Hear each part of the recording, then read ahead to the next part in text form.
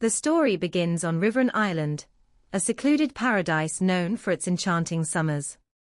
Each year, when summer arrived, the queen would handpick a group of young men to visit the island for a 3-month stay. But this wasn't just any vacation, it was a once-in-a-lifetime opportunity. These men were suitors, chosen for a rare honor, the chance to win the hearts of the daughters of House Riverine. The island only opened for suitors when the Riverine daughters turned 17, the age when they could choose their future husbands.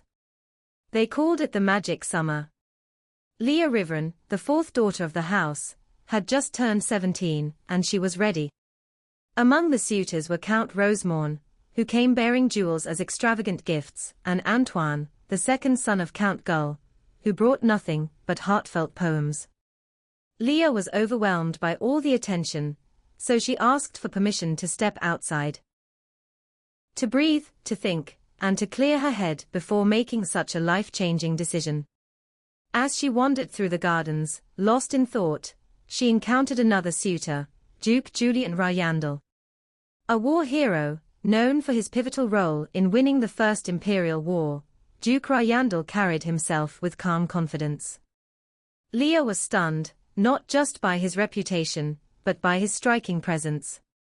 She asked if he was also just out for a walk. But the Duke had come for a different reason. He brought her a gift. A ripe, golden peach from his estate, freshly picked and glistening in the sun. With a warm smile, he offered to peel it for her and gently fed her a slice. As she took a bite, he said with a twinkle in his eye, "They say if you eat a June peach, you'll live forever." Leah laughed and teasingly asked, "Are you proposing to spend forever with me, Duke Ryandel?" He didn't answer, just gave her a quiet, mysterious smile. Leah blushed. Her heart fluttered. She couldn't help but imagine a fairytale ending, marrying Duke Ryandel and living happily ever after. But the dream shattered just as quickly. After that day, Duke Ryandel began avoiding her. He kept his distance. He never explained why. Confused and hurt, Leah turned her attention to Antoine, the kind, poetic soul who never stopped showering her with affection. And so the summer passed. On the final day of the magic summer, the suitors lined up for Leah's decision. Antoine promised her a lifetime of gentle love and warm hugs. Count Rosemorn tried to win her over with glittering jewels. But Duke Ryandel said nothing at all. Thinking with her heart, and swayed by kindness, Leah chose Antoine. She would later realize, it was the wrong choice. On her wedding day, her sister Bella asked her one last time, "Are you sure you love him?" Leah wasn't sure what love really was.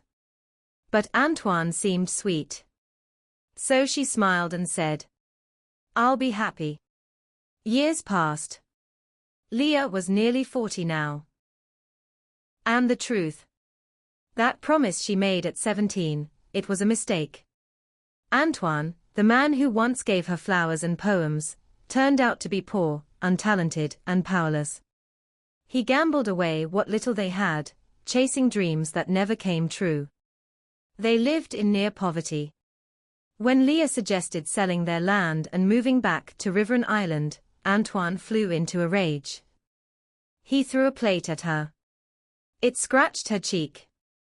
But still, he clung to his pride. Then, one day, a knight from the Ryandel Duchy arrived with an offer. Duke Ryandel wanted to buy the orchard on their estate, immediately, and for a surprisingly high price. Leah didn't know why the Duke would want a remote orchard, but she didn't care. The money could give them a fresh start.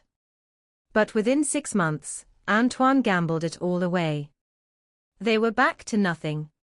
One night, Leah brought soup to Antoine's room. He was sick, but he just screamed at her to leave. So she did. She walked alone under the moonlight. The lavender had started blooming, it always did around her birthday. She realized, she was 40. And miserable. Tears rolled down her cheeks, as she whispered a silent wish.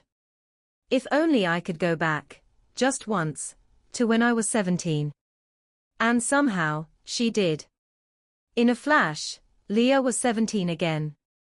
It was her second magic summer. She couldn't stop smiling. The weight was gone. Her heart felt light and free. As she wandered, soaking in the joy, she saw him, Duke Ryandel, just about to hand her that peach again. But this time, Leah remembered everything.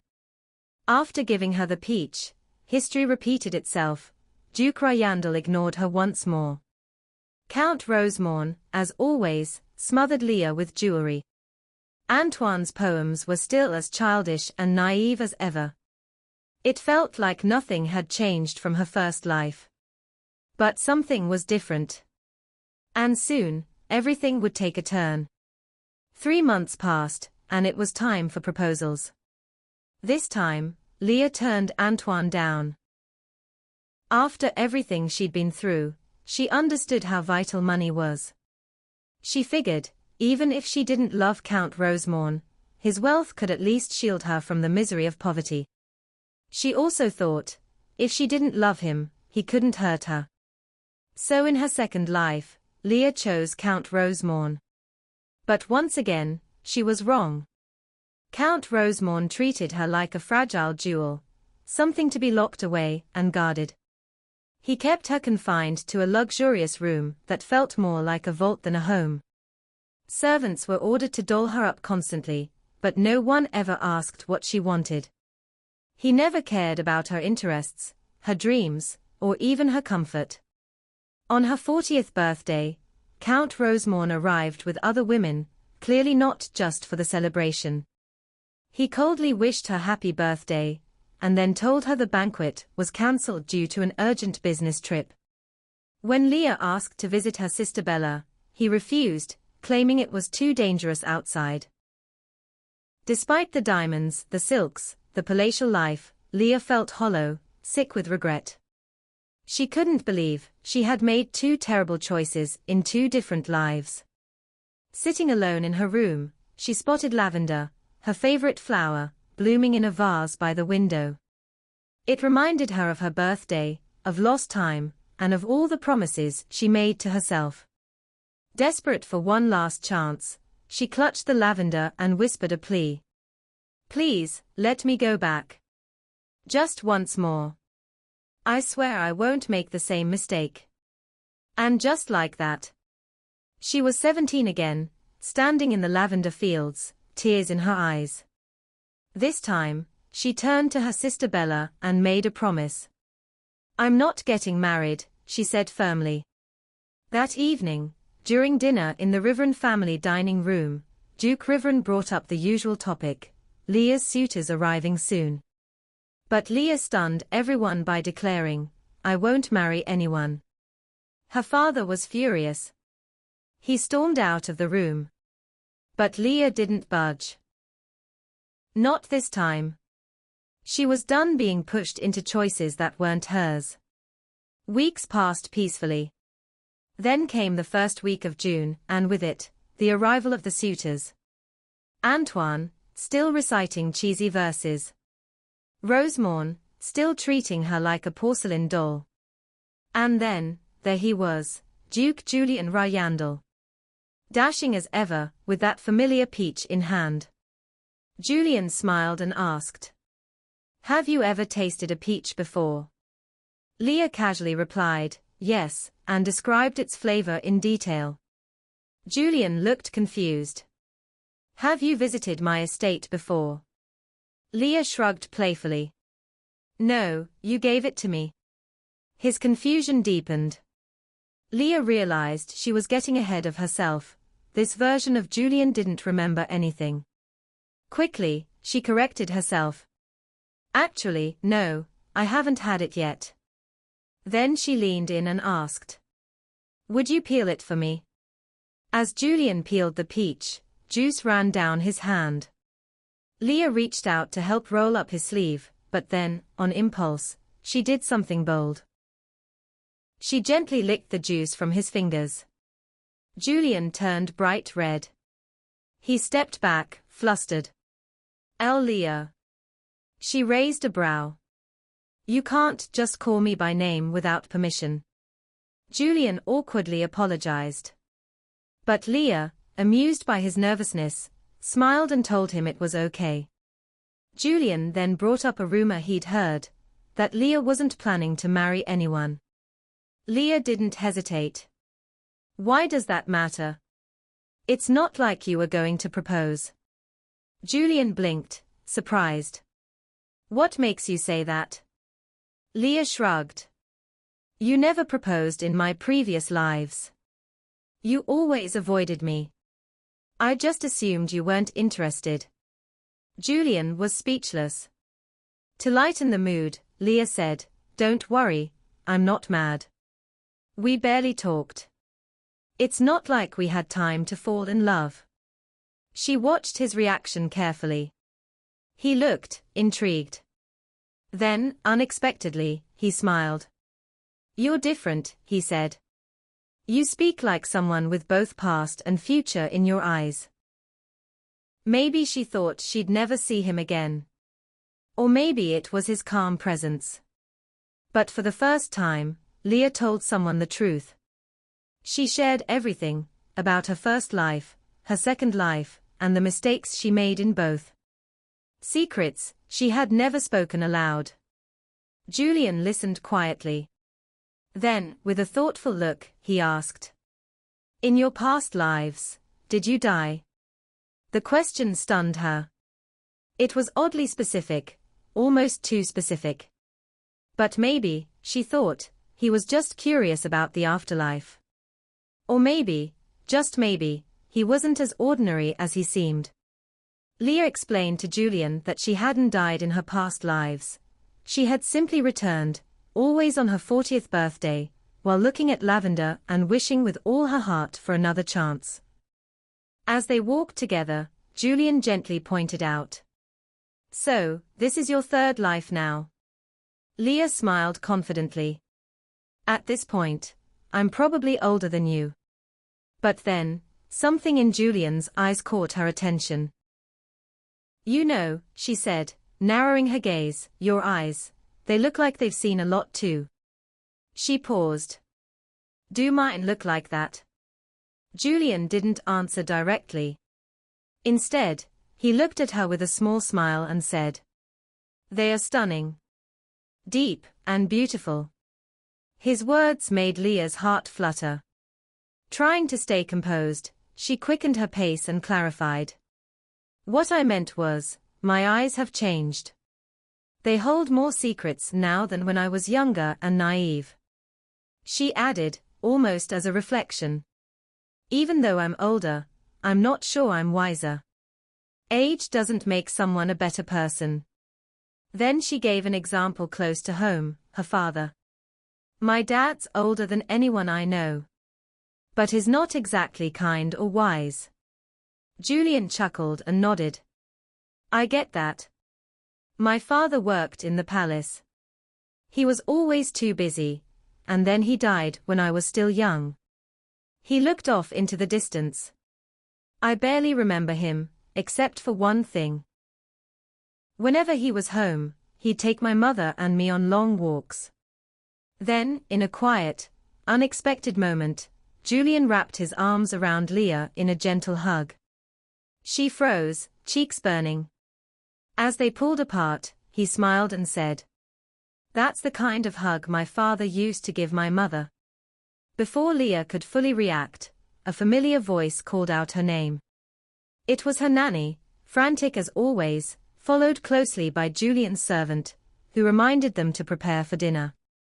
As they were about to part ways, Julian turned to her and asked, Would you like to walk again tomorrow morning? Leah nodded, smiling. I'd like that. Julian's eyes softened. Thank you for talking with me. It's been so long. Leah blinked. Wait, what do you mean so long? Isn't this our first walk together? Julian simply replied. It's been 23 years, for you. Leah laughed, amused by his strange yet charming sense of humor. Well, Thanks for seeing things from my point of view. Then, as if remembering something, Julian asked. Do you have a light blue dress? Leah lit up. It's my favorite one. He smiled and said. Would you wear it tomorrow? Sure, she replied without hesitation. Before leaving, Julian took her hand, kissed it gently and asked. May I go now? Leah couldn't look away as he walked off, her heart doing things she had told it not to. That night at dinner, she wore her light blue dress. When Julian arrived and saw her, he teased. Wait, aren't you supposed to wear that tomorrow? Leah just grinned. Well, wouldn't it be boring if everything went according to plan? Duke Riveren noticed something in the air, a spark between his daughter and the Duke, but he said nothing. The dinner began. The usual small talk filled the table. Duke Riveren led the conversation, with Antoine and Count Rosemorn nodding along aimlessly, pretending to care. Julian, however, barely touched his food. His eyes were fixed on Leah the whole time. Leah tried to ignore it. She looked away, scolding herself. You're not falling for him. You're not marrying anyone. Remember that. But when she glanced back, Julian was still smiling. Then, leaning closer, he whispered something only she could hear. And in that moment, Leah's heart skipped. She didn't know what he said. But she felt it. Something was different this time. And maybe, just maybe, fate had one more twist left to give. After the feast, Leah asked if she could stop by her room to grab something warm. Antoine and Rosemond immediately jumped in, both trying to be chivalrous, offering their coats. But Leah politely refused. I can manage, she said with a small smile. Then Julian stepped forward, gently draping his coat over her shoulders. I'll walk with you. It's dark. Antoine tried to object, quickly volunteering to escort her as well. But before he could take a step, Duke Riveren intervened. I need to speak with both of you, he said firmly, gesturing to Antoine and Rosemond. With that, Leah and Julian were left alone. As they walked, Leah casually remarked. I think my father likes you. Julian glanced at her and, out of the blue, asked. Do you like me too? Leah stopped in her tracks. Does it really matter? She asked, surprised. It does, Julian replied without hesitation. She was caught off guard. In her past lives, he had always kept his distance. But now, he looked at her with the kind of eyes that made her question everything she thought she knew. Earlier that evening, Leah had asked her nanny to prepare the blue dress Julian liked, but there'd been a mix-up. The staff thought Julian had requested the dress for the dinner itself, not the next day, and the maids jumped to conclusions. She's marrying Duke Ranel, they whispered. Leah had shut it down quickly, clarifying that she wasn't getting married. Not again. But now, standing next to Julian in that very dress, she was beginning to waver. Suddenly, Julian asked. What are you thinking about me right now? Leah looked away, unsure. I used to be annoyed by you. You always avoided me. But now, you seem like a good person. When they reached her room, Leah grabbed her shawl and turned to find Julian waiting patiently. But before they left, he softly asked. Would you hold your shawl aside for a moment? Confused, she did as he asked. I just want to see you in that dress one last time, he said, his voice quiet but sincere. Leah playfully teased him. You're staring. Julian only smiled. Because you're beautiful. Leah couldn't help herself. Why did you want me to wear this dress? Have you seen me in it before? Julian hesitated, then nodded. I have. You wore it once before, and you looked just as beautiful then as you do now. That's when Leah began to notice the odd phrasing. Still, as always, it felt like he'd known her forever. She didn't hold back. Julian, what's going on? You speak like you know me. Trying to piece it together, she asked if he had attended her sister Bella's wedding, the one where she wore this very dress, and recited a poem. Julian lowered his gaze and confessed. Yes. I saw you there. Excited and confused, Leah urged him. Tell me the truth. He took a deep breath. I wanted to see you in that dress again, thinking it would satisfy me, but seeing you now, it only makes it harder. Harder to do what? She asked. To give up, he whispered. His voice cracked with emotion. You're everything to me. No one else comes close. I thought maybe you'd find someone perfect. Better than me. Then Julian reached into his coat pocket, knelt before her, and pulled out a small velvet box. I'm not perfect, he said, but I'll do everything I can to become someone worthy of you. Opening the box, he showed her the ring. I vow to dedicate my life, body and heart, to you. In this life, and the next. Leah stood frozen, her cheeks flushed. She asked him to stand. I don't want to get married, she said honestly. It's never brought me happiness. Julian stood and gently replied. Then I'll bring you so much happiness that the pain won't stand a chance. Still unsure, Leah tried to push him away. You could find someone better than me. But Julian shook his head. There's no one better. Not to me. He wrapped her shawl around her shoulders, pulling her close. I want to start our life together as soon as possible. Then Leah asked the question that had been burning in her mind. Do you love me? Julian didn't hesitate. I've loved you since the first moment I saw you. Leah bit her lip, heart pounding. But, what if this is my last chance? What if I disappear again at 40? Julian looked into her eyes, full of conviction. Then I hope this is the last chance. Because if we marry and you vanish, I don't want to be left wondering what we could have had. Leah asked him if he ever imagined them growing old together. Julian smiled. I've imagined it more than 100 times. But that's just imagination, Leah whispered. No, Julian said, what matters is your heart. In that moment, Leah finally understood what had been missing all along. She admitted something she had never said out loud. In both of my past marriages, I never loved them. Not even once. Maybe if I had, I could have endured what they put me through. Julian took her hand. You don't need to worry about that, he said with quiet certainty. Because you will love me. His sincerity made Leah's heart soften. And just like that, for the first time, the idea of marrying again didn't seem so terrifying. That night, as Leah lay in bed, memories of her past lives washed over her. In her first life, she married Antoine because he was kind, but her heart never felt anything real.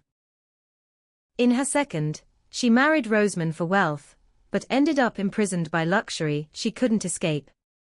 But now, with Julian, everything felt different. After her experience with Antoine, Leah knew deep down she never truly loved him. And she realized how foolish it had been to believe that living without love would somehow make things easier. So when she finally decided she wouldn't marry again, Julian's words echoed in her heart. You will love me. And strangely, she felt butterflies. Even if she wasn't ready to admit it yet, something about him stirred her. The next morning, Leah looked exhausted, but she still went to see Julian. He lit up the moment he saw her. He brought up the proposal from the night before, and Leah gently told him that he might be waiting a long time for her answer.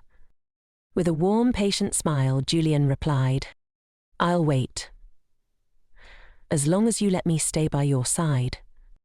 Their conversation drifted toward hobbies, Leah said she loved gardening and reading. Julian, thinking aloud, said he might enjoy painting. Leah's eyes sparkled. Then paint me. She didn't waste a second. With excitement, she gathered the tools and even changed into a new dress for the occasion. As Julian painted, their eyes met again and again, and each time he smiled. A little more. At one point, Julian laughed, teasing, "Your face turns redder every time I look at you. How am I supposed to find the right colours?" Blushing, Leah fumbled for an excuse. "It's just the heat." Julian chuckled and suggested they take a short break. But as Leah turned to leave, she accidentally stepped on her dress and tripped. Julian lunged to catch her, but they both fell, Leah landing right on top of him. She winced. "You're hurt," Julian said, his voice serious. He gently scooped her into his arms and insisted on taking her to the doctor. Leah glanced at his face and hesitated. "Are you angry?" Julian shook his head. "No, I was just scared. I thought you were seriously hurt." Luckily, the doctor reassured them it was only a minor sprain and would heal quickly. Julian finally relaxed. Back at the estate, Leah pouted. "I was really looking forward to teasing you if the painting turned out bad." Julian grinned. "There's always next time." Leah mentioned she'd already asked the servants to prepare drinks in the hall and invited him to join her. Julian stood and offered his hand, helping her to her feet. As they walked together, Leah stole glances at him, her thoughts swirling. She'd never been escorted by a man outside of a banquet. Julian was so sweet and, she had to admit, incredibly attractive. Julian noticed her glancing. "Is something wrong?" he asked. Flustered, Leah quickly looked away. "No, not at all." Still concerned, Julian told her to let him know if she felt any pain. Leah smiled, thinking, how wonderful it would be to walk beside someone like him every day. Her mind wandered. She found herself imagining Julian in a more intimate way. Her cheeks burned. Did I really just think that? While he's right beside me? When they finally reached the hall, Leah let out a deep sigh. Her heart and mind were a mess. Is this love? She wondered.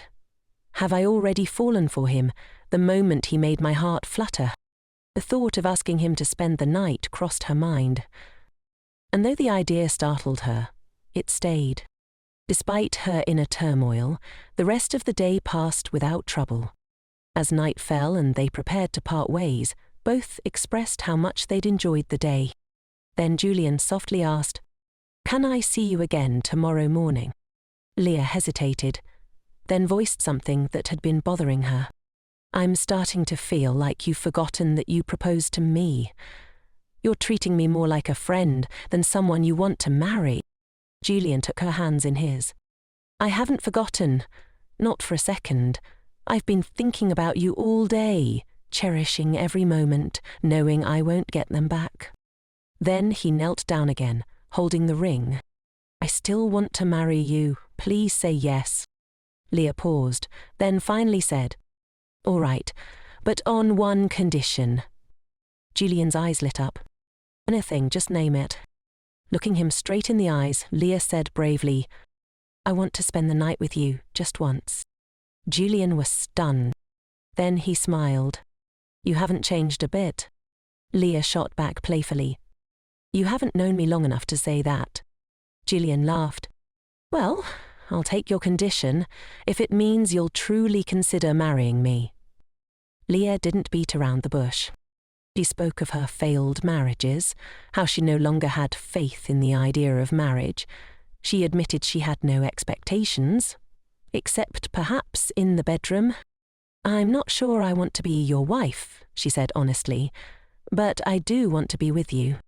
Then she asked him, bold and unafraid, "Kiss me." Julian was caught off guard, but only for a moment. Then he kissed her, first on the forehead, then the cheek, and finally their lips met. Not wanting to waste another second, Leah pulled him to her room. The next morning, Leah awoke in Julian's arms, her head resting on his chest. He was already awake and smiling, holding her close. "Just 5 more minutes," he murmured. "I want to stay like this." Leah grinned, watching him, and whispered, "I think I love you too." She said think out of embarrassment, but Julian froze, feeling like she was teasing him, until she added, "We're getting married." Julian shot up. "Really? Can I tell everyone?" Leah laughed. "Yes. Go." He quickly got dressed and kissed her forehead again. "Don't worry about a thing. Just rest. I'll take care of the rest." Word travels fast. House Ranel had been a pillar of the kingdom since its founding. Julian, the 19th Duke of Ranel, was not just a nobleman, he was a war hero. At just 15, he took his father's place in the First Imperial War, earning honours that rivaled even the previous duke. Strangely enough, he wasn't famous for his good looks. But today his name spread for another reason. Leah was still sleeping when her bedroom door burst open. Her little sister Marianne ran in, followed by Bella, Beth, Margaret, and even their mother. They had all heard the news. Leah and Julian were getting married. The maids cheered. Her father beamed with pride. Apparently, Julian had told everyone. Word spread like wildfire. Before long, all of Riveron knew. As for Antoine and Rosamond, they were politely shown the door. After Leah's family lost their noble status, Duke Riveron gave his consent for her marriage. A royal messenger was promptly dispatched to the capital to seek Her Majesty's approval.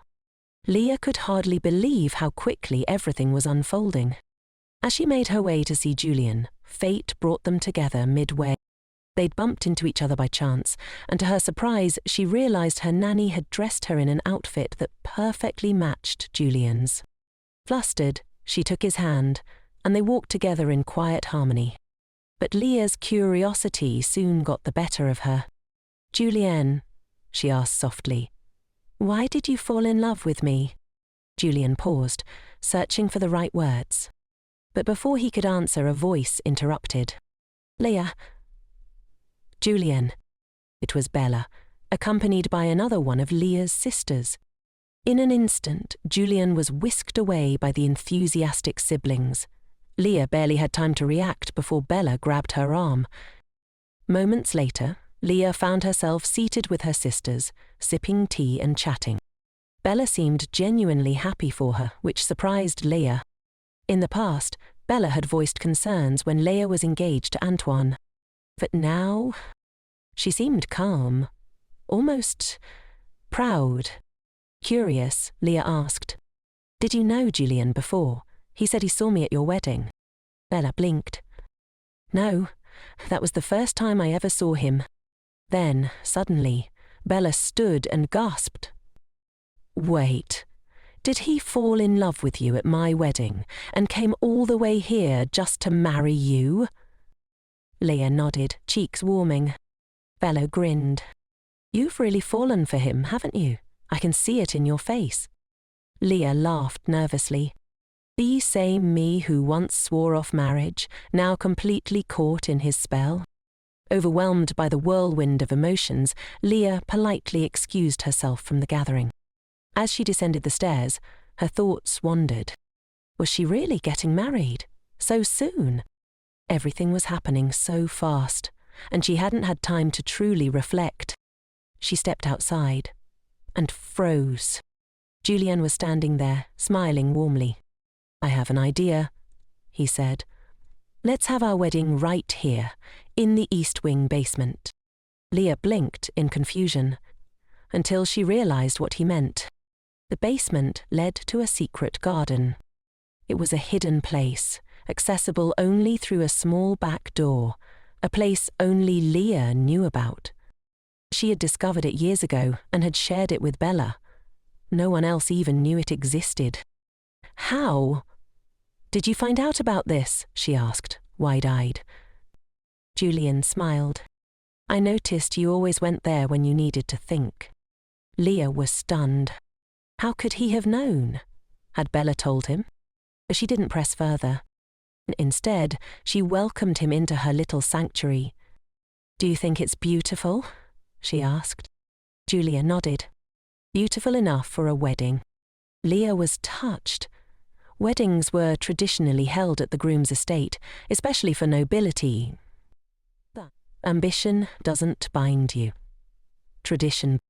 "We can still have one at Ranel if you'd like, but I remember you once said you wanted to be married in a lavender garden." Leah gasped softly. He remembered. She had mentioned it only once in passing. "Oved," she whispered. "I hope this marriage will be different. Something that won't define my whole life, but will still be a part of something real." Julian took her hand. "Then let's make it real, in your way. How do you want it to be?" Leah smiled and listed the simple, heartfelt things she'd never had in her previous weddings. Julian listened closely, then gently embraced her from behind. "Everything you've asked for is more than reasonable," he whispered. "I'll give you all of it, and more. I just want you to be happy." Leah's heart fluttered again. She turned to face him. "But why do you love me, Julian? You only got to know me in this life." Julian shook his head. "No. I've always loved you. The wedding is set." Later, when Bella found out the wedding was scheduled for next week, on Leah's birthday, she was shocked. "Wait, next week? On your birthday?" Leah nodded with a smile. "It was Julian's idea. I thought it would be nice to keep it simple, just my nanny and my sisters." Now that preparations had begun, Leah and Julian were finalizing the details. When the topic of her dress came up, Julian suggested the blue one, the same dress he had once complimented.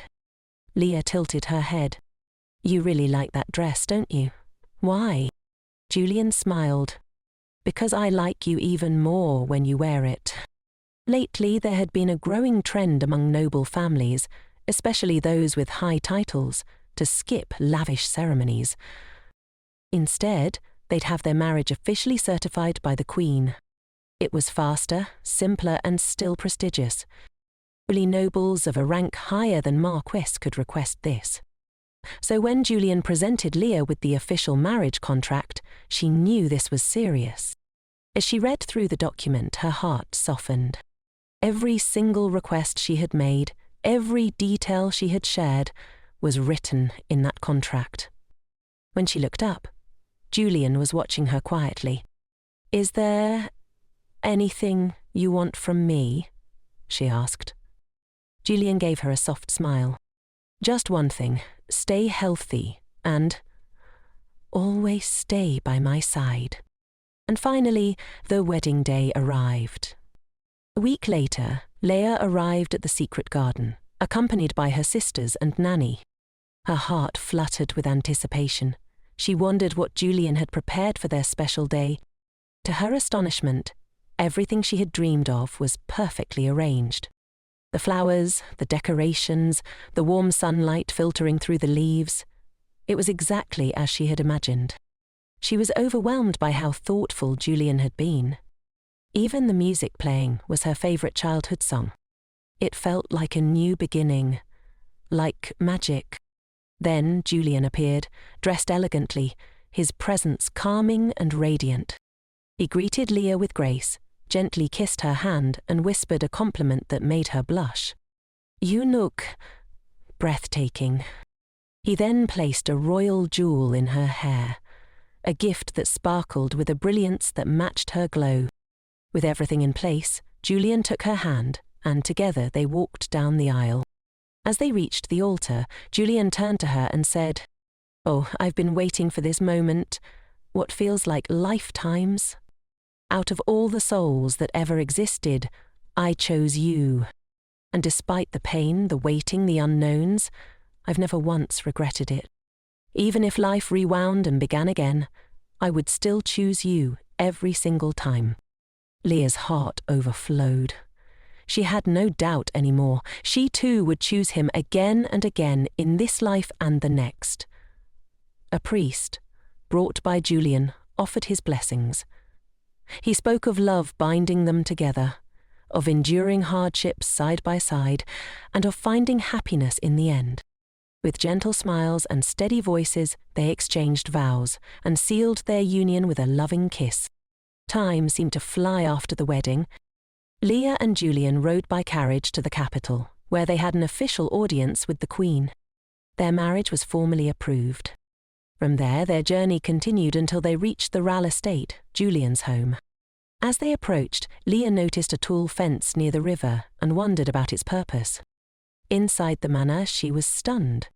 The interior had been decorated to perfectly match her tastes. It felt like a dream she had unknowingly stepped into. Yet the image of that high fence lingered in her mind. Later, unable to hold back her curiosity, she asked Julian about it. He hesitated for a brief moment, then gently stroked her hair and replied, "Someone once fell into the river and didn't survive." Leah blinked. "They died?" Julian simply smiled, smoothly changing the subject. "You've been so busy looking around, I was starting to feel a little jealous. I wish you'd spare me some attention too." Leah raised an eyebrow, amused. "Jealous? You? With that face? I'm sure you've had plenty of admirers." But Julian looked serious. "No games, Leah. I've only ever had eyes for you." He leaned in, close enough for her to feel his breath. "You can believe me, or not. That choice is yours." Leah was left speechless, torn between laughter and awe at his sincerity. 3 months passed at the Ranel estate, and to Leah's relief, she had grown to enjoy her new life. Julian remained kind and attentive, and despite her initial hesitation, she felt safe with him. But now Julian was away, travelling through the countryside to inspect his other estates. Without him, Leah found herself feeling a little lonely. Fortunately, her sisters, Beth and Bella, came to visit. The reunion was warm, and they quickly dove into exploring the estate. Beth especially was eager to see the library Leah had raved about in her letters. It exceeded her expectations, with towering shelves and an impressive collection of rare books. They continued the tour. A room filled with fine jewels and crafts, a luxurious dressing room, and a garden that reminded Leah of her secret hideaway back in Riveron. Leah even showed them rooms named after each member of the Riveron family, an idea Julian had insisted on. But when Beth asked about Leah's room, she smiled and said she didn't have one. She preferred to sleep with Julian each night. As they wandered further, Beth spotted a locked door and couldn't resist asking what was behind it. Leah shrugged. Julian said it's just a dusty old storage room, full of clutter, nothing special. Beth raised an eyebrow, then grinned mischievously. What if he's hiding something? A secret stash? Or maybe a secret woman? Bella gasped. Beth laughed it off, saying she was only joking. But the thought lingered in Leah's mind. All week, she couldn't stop thinking about that locked door. Julian had never given her any reason to doubt him. He was always so warm, so open.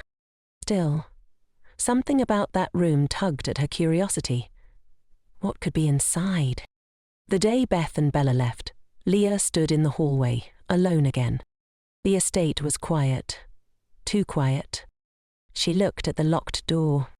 Maybe it's nothing, she told herself. But her feet moved before her thoughts could stop them.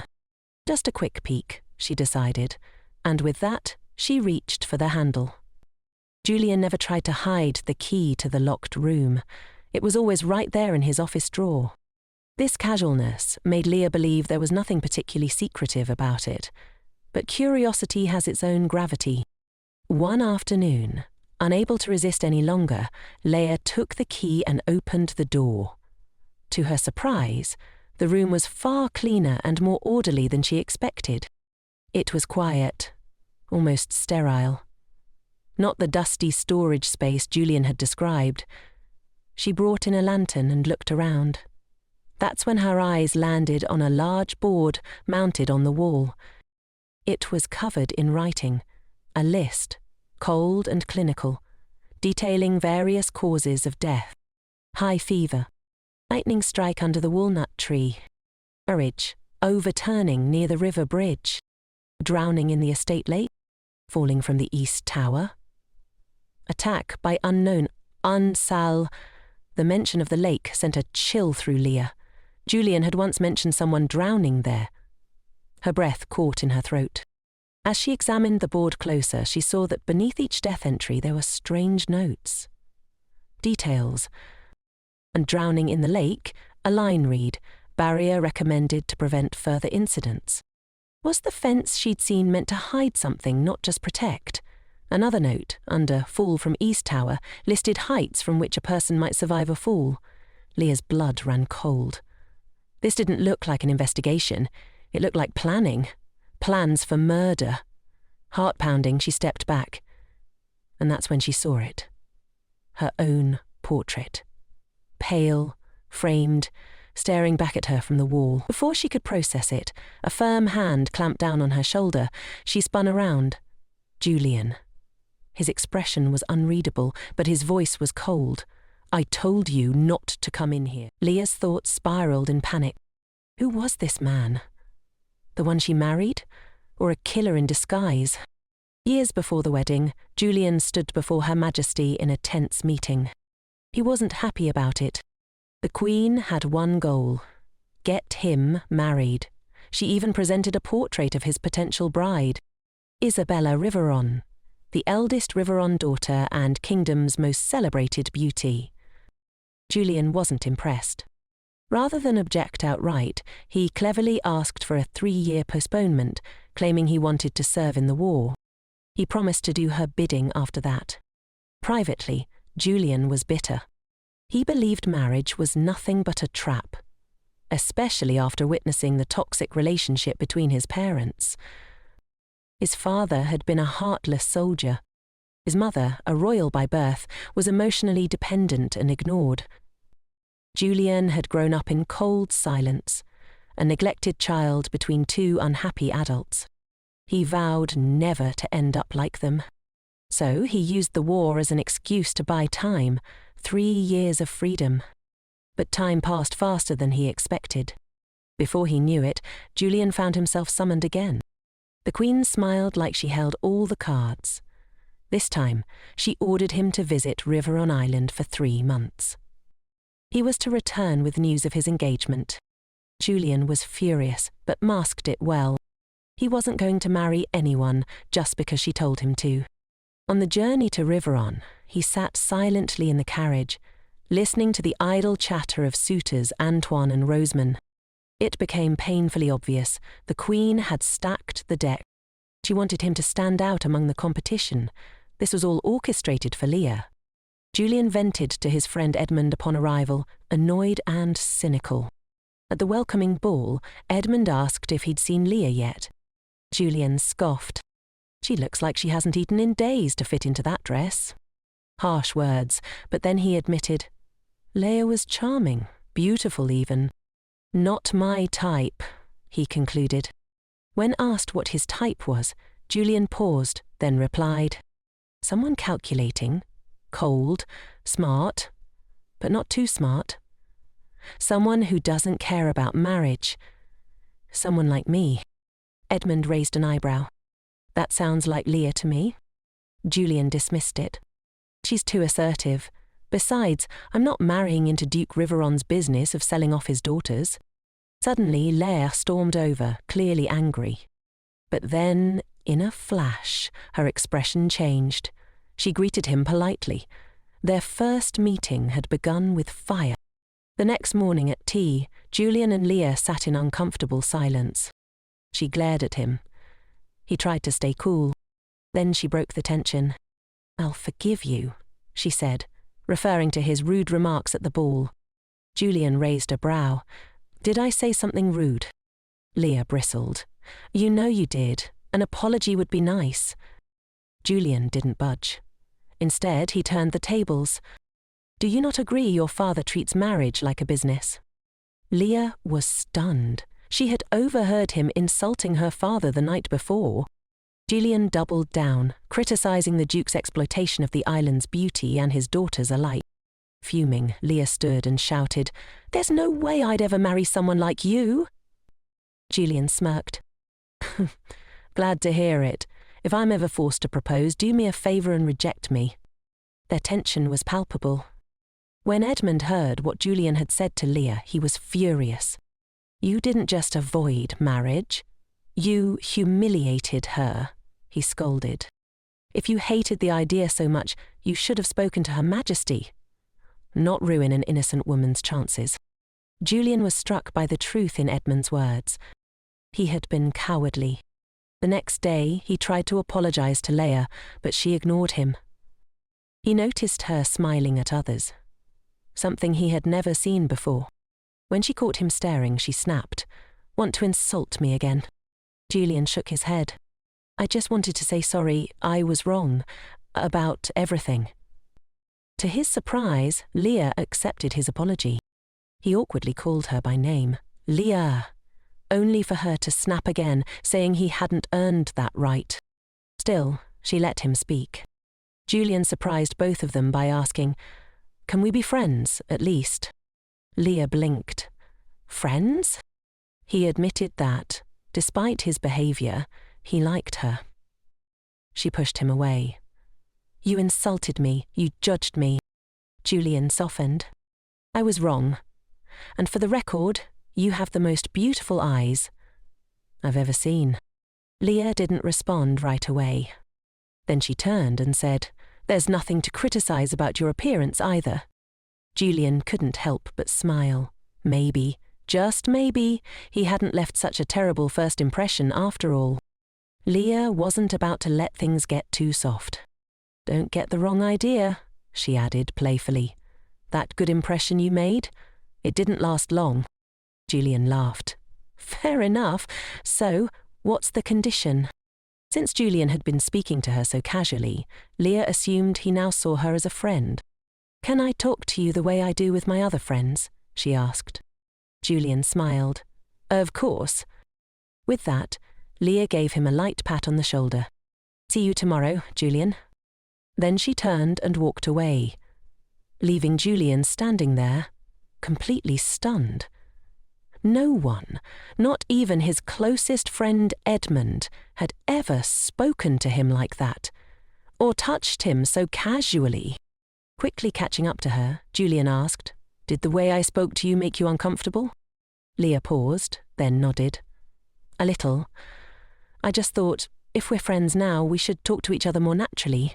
Fair is fair." Julian nodded, respectful. "Then I'll try to be more polite. Promise." Leah beamed. "Deal."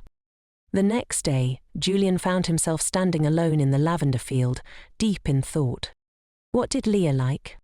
Bella had to call his name 3 times before he snapped out of it. "Ah? Oh, sorry, Bella. Do you know what Leah's into lately?" Bella smirked. "She's been reading a lot of mystery novels." That was all Julian needed to hear. He thanked her and quickly excused himself, heading off with purpose. He spent the day finding a few mystery books, and even wrote a short letter to go along with the gift.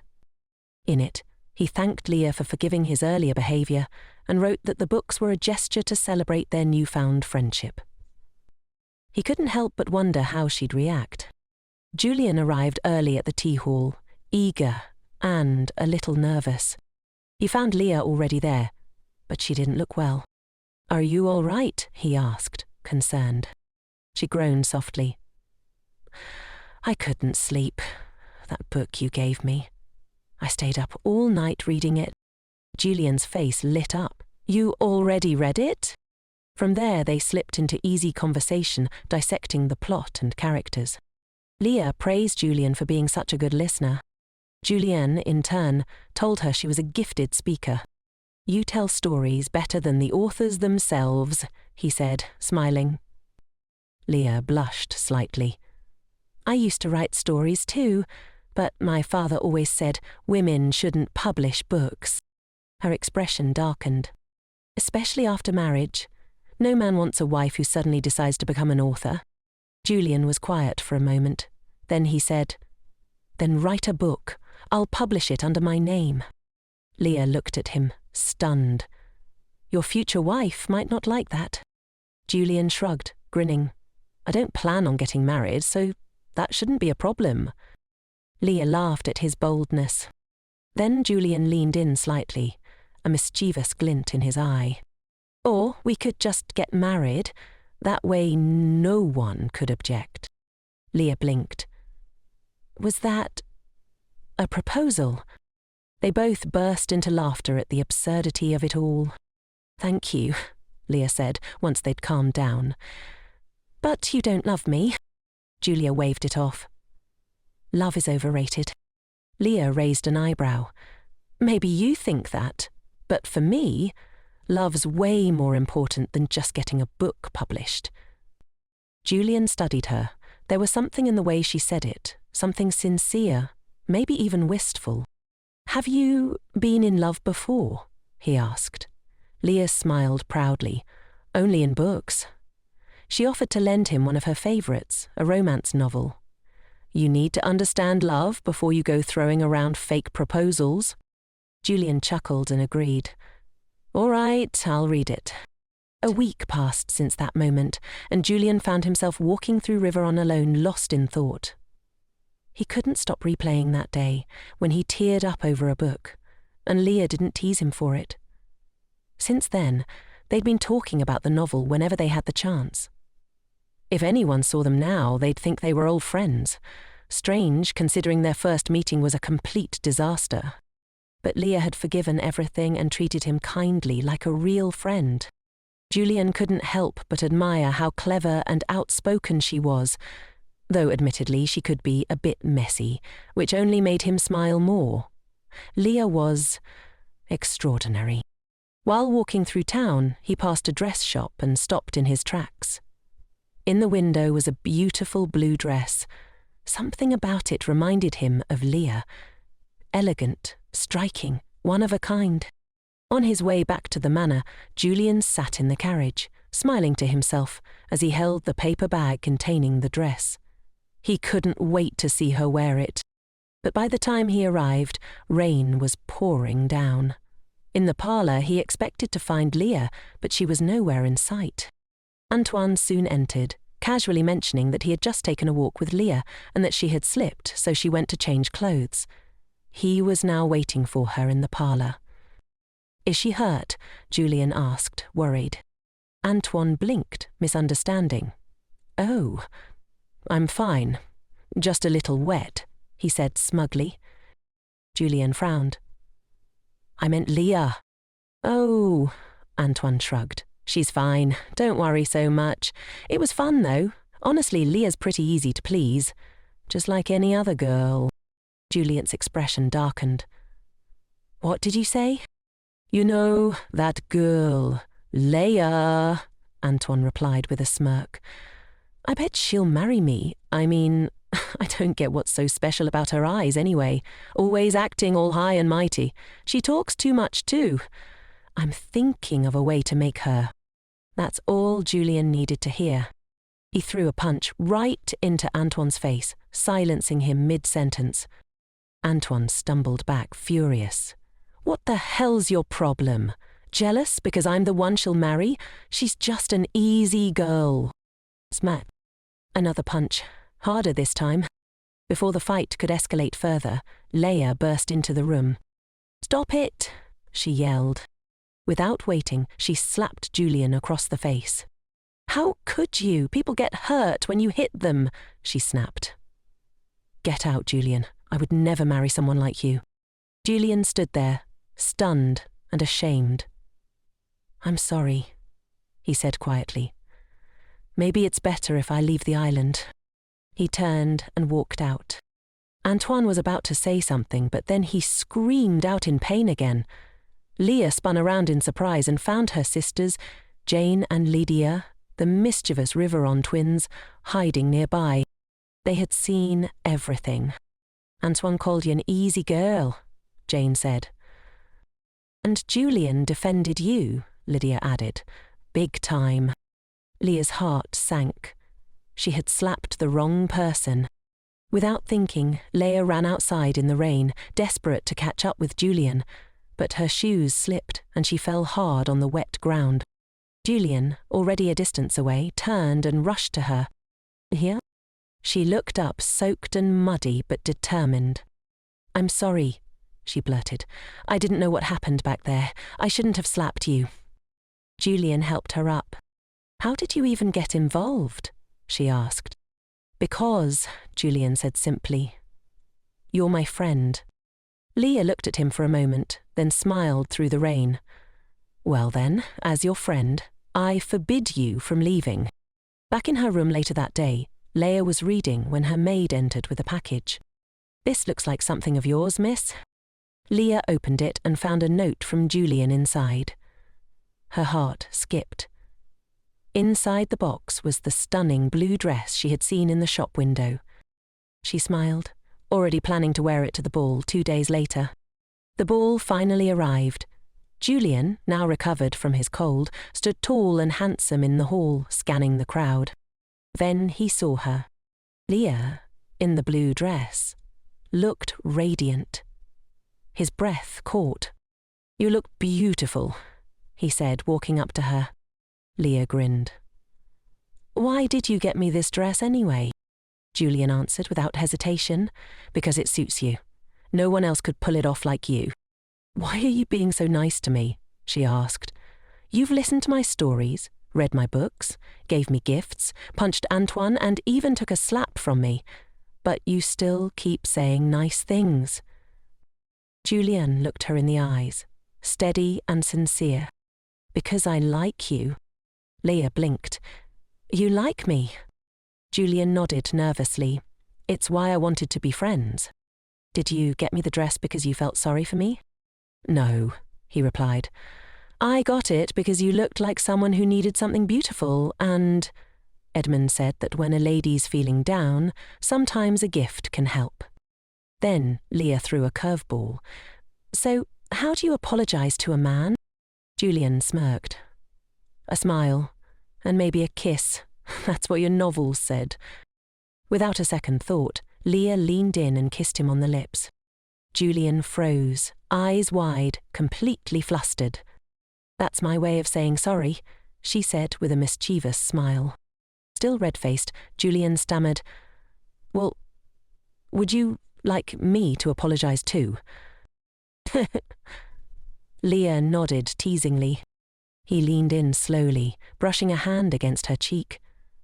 Just as her sisters burst into the hall, sending them both stumbling apart. Leah turned away, face flushed. She wished they had a little more time, alone.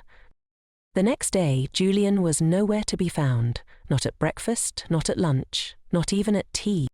Leah was disappointed and confused. Did he change his mind? She wondered. Did I read it all wrong? Spotting Julian's servant nearby, she hurried over. "Where is he?" "He caught a bad cold," the servant said. "He's been resting since the ball. Apparently he was out in the rain for 2 days before it." Leah gasped. Her maid chimed in, remembering something strange. She'd seen a figure standing outside Leah's window during those rainy nights, watching her. It must have been Julian. Leah rushed to his room. When she burst in, Julian looked up from his bed and gave her a tired smile. "Hey," he said softly. "You're sick," she said, clearly worried. Julian's gaze shifted. "What happened to your face?" he asked, noticing a small scratch on her cheek. Leah blinked. "I didn't even realize." "Come in here." She sat by the bed as Julian gently wiped the scratch with a handkerchief. Then, without a word, he pressed a light kiss to her cheek. Leah stared, surprised. "What was that for?" Julian grinned faintly. "My way of apologizing for not showing up yesterday." Leah helped him lie down again. "Sorry for disturbing your rest. I'll leave you alone now." As she stood, Julian grabbed her hand. "Don't go, you might get another scratch," he said, half joking, half serious. "Let me walk you back."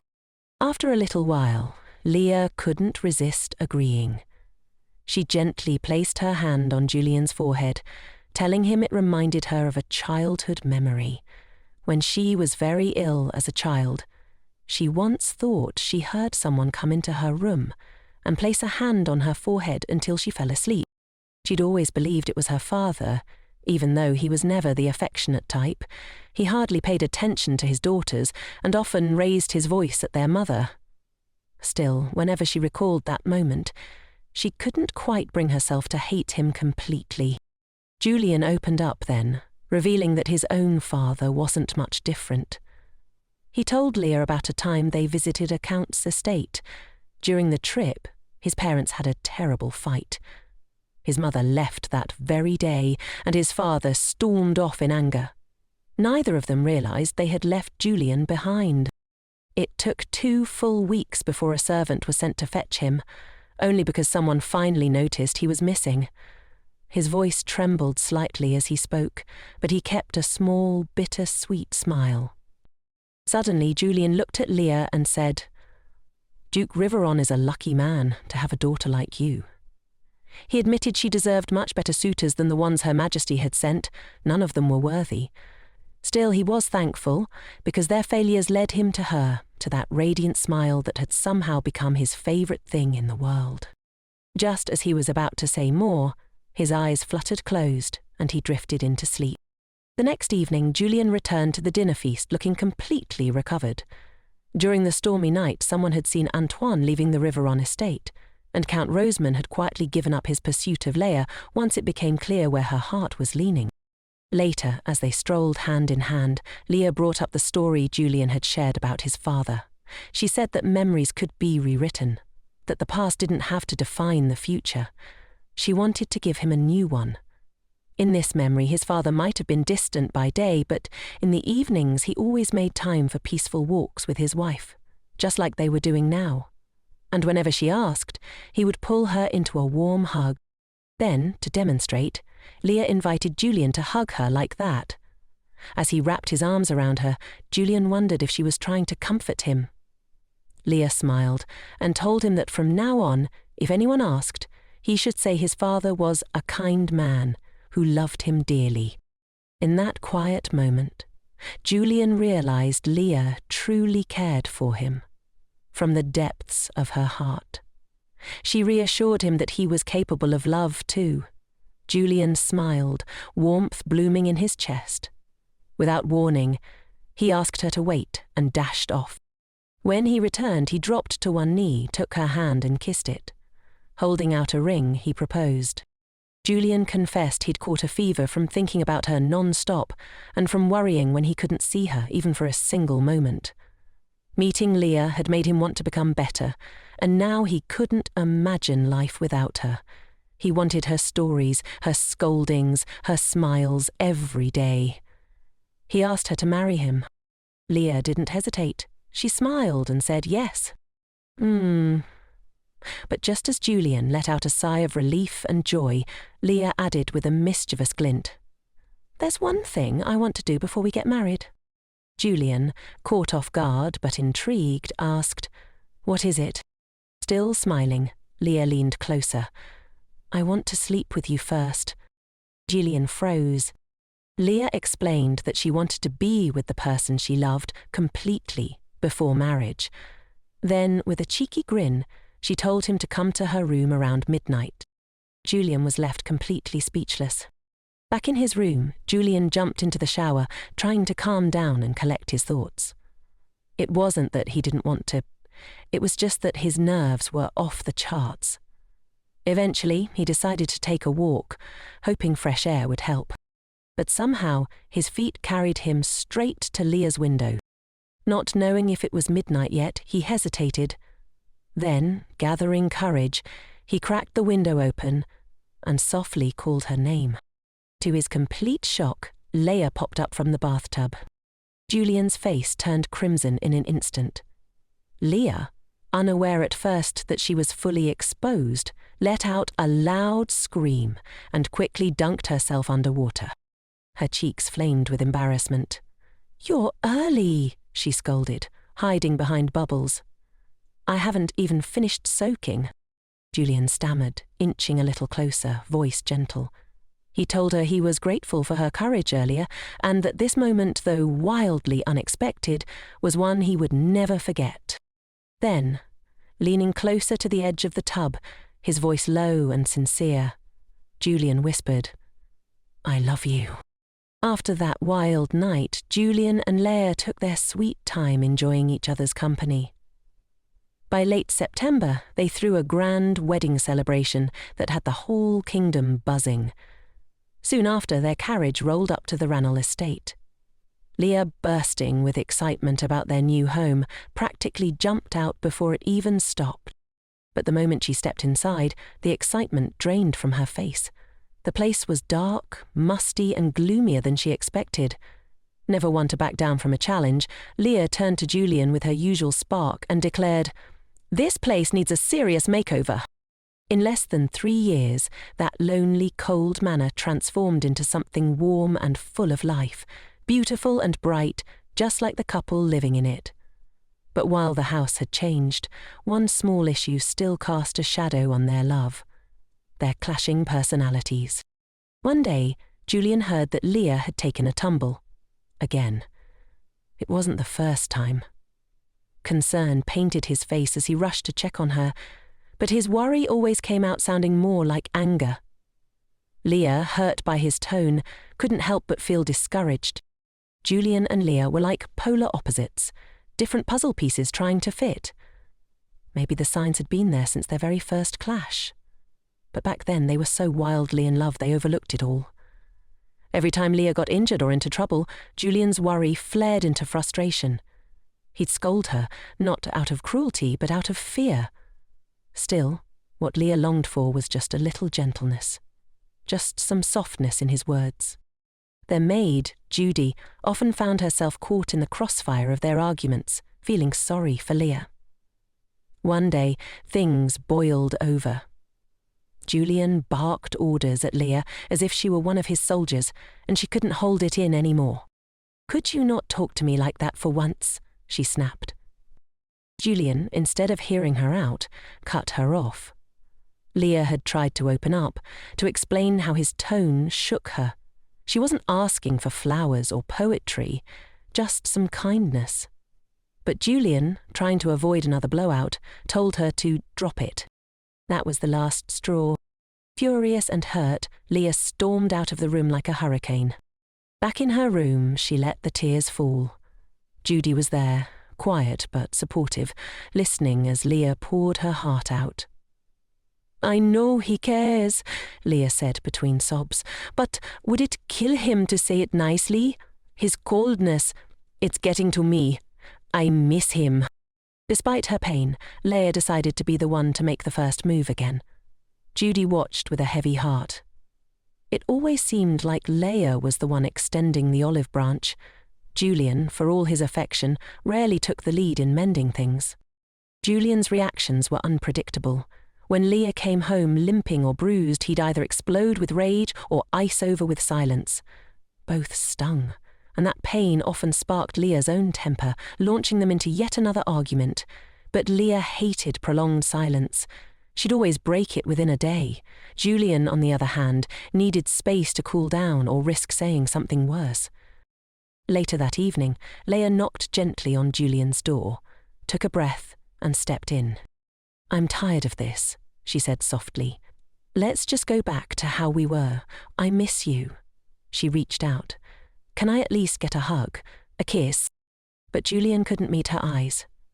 He wanted to hold her, to say everything she needed to hear, but the words wouldn't come. He finally muttered, "I'm trying. I just need a little time, please." But time wasn't Leah's strong suit. If Julian stayed silent too long, she'd break down and apologize just to bring peace. Yet deep down she wished that, for once, he'd be the one to take that step. They had a routine. After a fight, Julian would quietly bring her milk with syrup. They'd cuddle up and move on. But like clockwork, another spat would follow in a week or two. Their love was passionate, but the friction was exhausting. Then came the day Leah decided their room needed a makeover. She told Julian, and he offered to send servants to help. "Just wait for them," he said. Of course, Leah didn't wait. Julian found her on the floor, cradling a bump on her head amid a sea of fallen books. She had tried clearing the shelves by herself. His worry turned to anger. "I told you to wait," he snapped, furious. Leah froze. His rage stunned her. Seeing her shaken, Julian realized he'd gone too far. But Leah didn't stay quiet. "Why do you always blow up like this?" she asked, voice trembling. Julian's emotions knotted inside him. He regretted the outburst, but the words still tangled in his throat. As Leah opened her mouth to apologize, "Again," he interrupted her. He didn't want her blaming herself, but all he could say was, "We'll talk later." Leah wasn't having it. "No," she said, stepping forward. "I want a hug. Now." Julian avoided her eyes. Not a word. Leah's heart cracked. She shoved him back, stormed out, and before she disappeared, she shouted through clenched teeth, "I hate you!" Outside, the rain poured down in sheets. Julian searched the entire manor for her. Panic rising, he finally spotted her standing in the rain, soaked and shivering. He ran to her without hesitation. "What are you doing out here?" Leah looked at him, eyes red. "I asked you not to yell at me. I asked you to talk. But when I was ready, you weren't. Every time I try, you turn away." Julian's heart sank. He hated seeing her like this. He moved closer, rain dripping from his hair. "If you could just give me a little time, I'll come round." "I promise," he said, quietly. But Leah shook her head. "I've waited enough." There was a long silence. Finally, Julian stepped forward and took her hand. "I'm sorry," he whispered. "You're right. I'll do it your way." Then he pulled her close into a tight embrace. As they stood there in the pouring rain, everything else faded. Because that's how it is in this world. Some people need space, others need to talk it out. But love, real love, learns to meet in the middle. After a fight, some people need to talk things out right away. Others need time alone. That was Julian and Leah in a nutshell. As Julian held Leah close in the rain, he made a heartfelt promise. He would never let her stand alone like that again. Inside, guilt gnawed at him. For his words, for his anger, for all the pain she'd endured because of him. But life, as it often does, had more in store. That night, Julian awoke to find Leah burning up with a high fever. Alarmed, he rushed to fetch the doctor, heart pounding. Fortunately, it was just a cold, nothing serious. The prescription, plenty of rest. And rest she did, with Julian by her side every step of the way, tender and watchful. During her recovery, Leah opened up. She admitted that every time they fought, she'd get this sinking feeling, like maybe it would be easier to just walk away. That's why she was always so eager to make amends. She feared Julian might be thinking the same thing, and she didn't want to lose him. But Julian stopped that thought in its tracks. He looked her straight in the eyes and said with quiet conviction, "You're the only one. I'm not going anywhere." Leah smiled faintly, sheepish. Maybe her fears were unfounded. She promised to stop letting doubt creep in. A week later, Bella stopped by for a visit. Leah was up and about, laughing again, colour back in her cheeks. It felt like everything was finally turning a corner. But it didn't last. After Bella left, Leah's health took a sharp turn. Fever returned, this time worse. The diagnosis, pneumonia.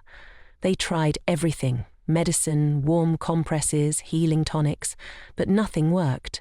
Her condition deteriorated quickly. Leah knew her time might be slipping away. Through shallow breaths, she confessed her regrets to Julian. She worried about him being alone. She even told him, heartbreaking as it was, that he should remarry after she was gone, that he deserved to be happy. But Julian couldn't bear it. Tears streamed down his face as he begged her to stay. He made promises, vows to listen better, to never let silence or anger drive them apart. He told her he'd always be there to hold her no matter what.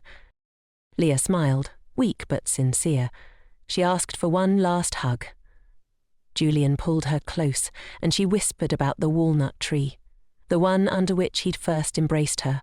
"Take care of it," she said softly. "Let it remind you of me." A smile faded, and then she was gone.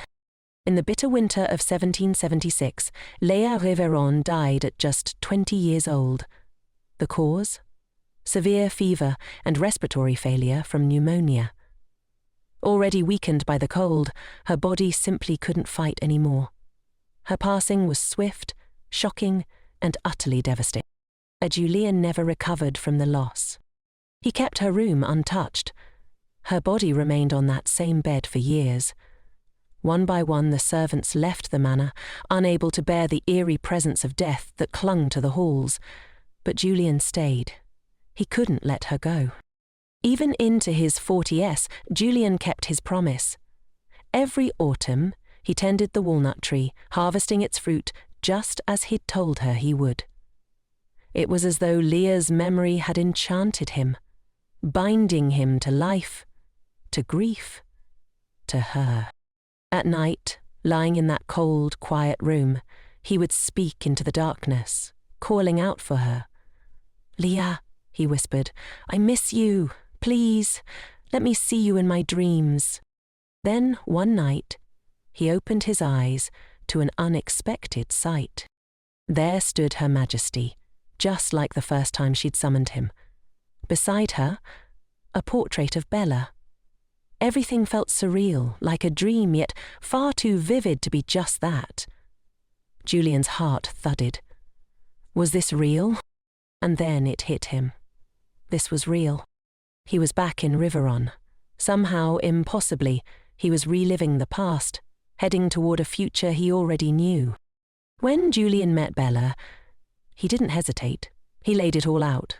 The life he'd lived, the pain he carried, and what he knew of the future. He urged her not to waste her time with him. She was fated to marry Duke Jamie Orell after all. And he confessed something else, that he was destined to marry her younger sister, Leah. Bella, composed as ever, didn't flinch. Instead, she asked, "Then why are you telling me this?" Julian answered without pause. "Because I want to see Leah again." And there she was. A young Leah, just 14, stood before him, beaming with joy. She hadn't lost an ounce of her fire or spirit. With a playful smirk, she said, "I'd like to marry a handsome man like you someday." Julian dropped to one knee right then and there. "Will you marry me when you turn 17? He asked, eyes earnest. Leah giggled, her cheeks pink. Without hesitation, she grabbed his hand and whisked him away to a secret place. Heading behind the manor, she showed him a small garden, still a work in progress. "I've been planting seeds," she said. "In 3 years, this place will be blooming." Julian smiled, heart full. "Then I'll be here," he promised, "right by your side, when the flowers bloom." After that, Julian returned to the capital, wearing a grin that stretched from ear to ear. When he told the Queen he was getting married in 3 years, she lit up with surprise and delight. Back at his estate, Julian got to work. And by work he meant tearing the whole place down. The towering walls of the old ducal manor? Gone. He levelled them for safety. He wasn't about to risk anyone falling from a height again. This time, he rebuilt everything from scratch using sturdy oak wood, which kept the place warm and welcoming even during the harshest winters. Inspired by Leah, he decorated every corner in her style, soft, cozy, and full of life. He even built a brand new library, painted in her favourite colours.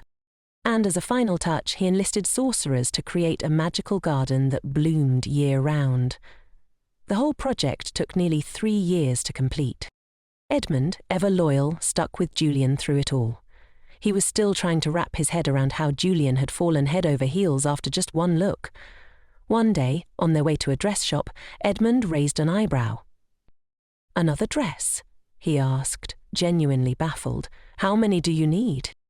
Julian smiled knowingly and explained that Leah had once set her heart on a particular dress, a light blue silk beauty, and it happened to be available now. He wanted to make sure she had it this time. When Leah turned 17, she said yes to Julian's proposal. During a quiet walk together, she asked him something that had always puzzled her. "Why did you ask me to marry you when I was only 14? Did you have a thing for younger girls?" Julian burst out laughing. "Even if you were 30, 40 or older, I would have still asked, because I just knew. It was always you." They got married, as if fate had written their love story in the stars. They were happy, truly happy. Leah turned 20 in good health, despite Julian's constant, cautious worrying. He doted on her, always watching from the window, always checking in. Then, one summer afternoon, while Leah was gardening, just as she loved to do, tragedy struck. A bolt of lightning hit her, killing her instantly. Julian was left alone again, utterly broken. He had done everything in his power to keep her safe, but how could he have stopped lightning from the sky? Consumed by grief, Julian couldn't make sense of it. No one was to blame, but the pain was unbearable. After the funeral, Julian went to the front lines of battle. He fought in the Second Imperial War and led the hardy kingdom to victory. Against all odds, he survived, even though deep down he had hoped the battlefield would take him too. Seasons passed. He kept his promise, harvesting walnuts every year until he turned 40. Then, once again, Her Majesty summoned him. This time, Julian asked her to wait 3 more years. He had some preparations to make. He rebuilt the manor again, faster this time. It wasn't his first time, after all. With a full year to spare before heading to River Island, he saddled his horse and made the journey early, heart pounding with a plan. He would tell Leah everything. Maybe if she knew the truth, they could prevent the tragedy and live out a different future.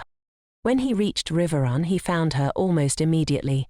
She was wearing that same blue silk dress, the one he was supposed to give her.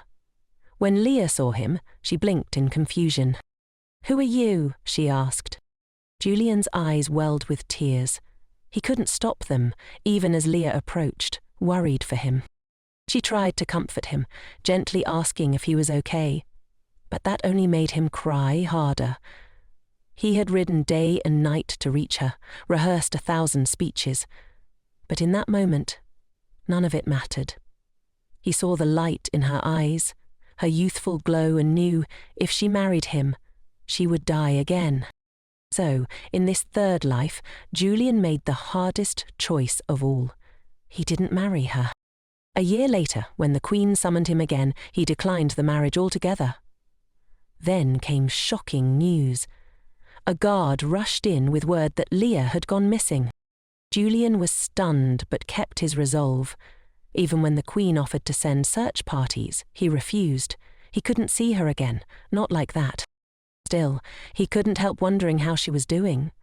He discreetly sent a guard to find her. Turns out, Leah was alive and well, living quietly in a distant county. She was writing romance novels, publishing them under the name of the local Viscountess. Julian was overjoyed. Finally, she was living the life she once dreamed of. But as he read one of her books, he found a line that shook him to his core. "To the man with kind black eyes." It stopped him cold. Could she have remembered their brief encounter? Had it left a mark? Then, tragedy struck again. Leah's carriage crashed into a river.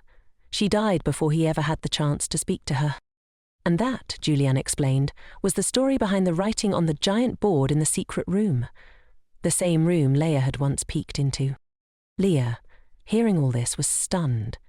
She couldn't comprehend that Julian had lived through this heartbreak not once, but 242 times, and still managed to remain composed. Julian gently reminded her that what mattered now was their reunion, that they had found each other again. Suddenly, Leah froze. Julian leaned in, concerned. "Is that why you kept the room hidden from me?" she asked. Have you told me this story before? Julian hesitated, then revealed the real twist.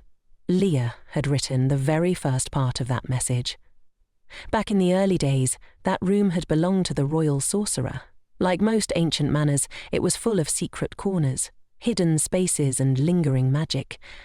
Even after the sorcerers were driven out, some rooms remained untouched, just in case. Julian explained that the room once had a tall ceiling with a vintage chandelier. Leah used to love spending time there, but in his 73rd life, the ceiling collapsed and killed her. After that, he redesigned the room to be safer, smaller, sturdier. But here's the catch. The room was enchanted. Everything in it stayed the same from life to life. Even her handwriting on the board remained intact.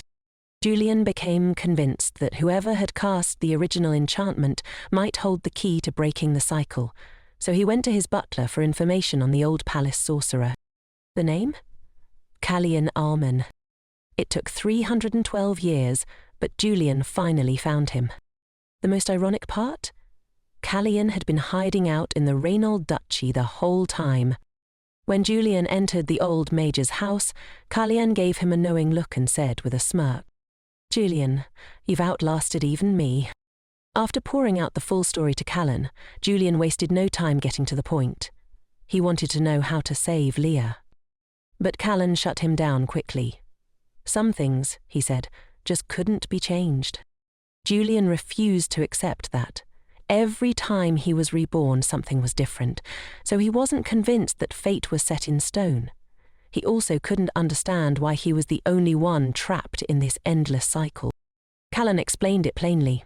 It wasn't because Julian had done anything wrong or heroic. Someone had simply cast a spell on him, possibly as a twisted experiment.